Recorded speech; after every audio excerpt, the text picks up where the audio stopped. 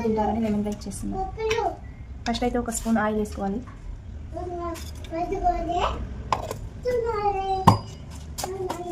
తర్వాత జీలకర్ర ఆవాలు వేయాలి.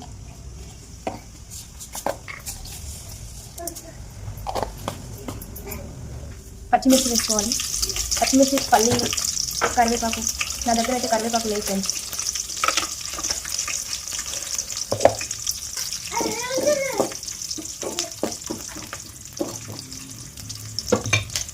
ఇక్కడైతే ఒక గ్లాస్ రైస్ ఉడికించి పెట్టుకున్నాను.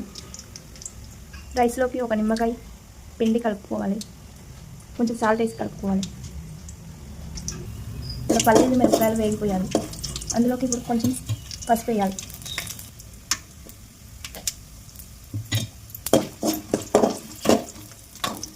ఇప్పుడు రైస్ వేసుకోవాలి.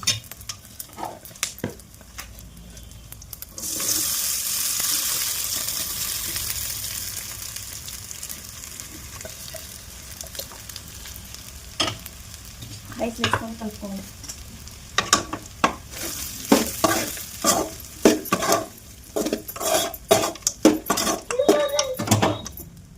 సాల్ట్ సరిపోయి వేసుకోవాలి.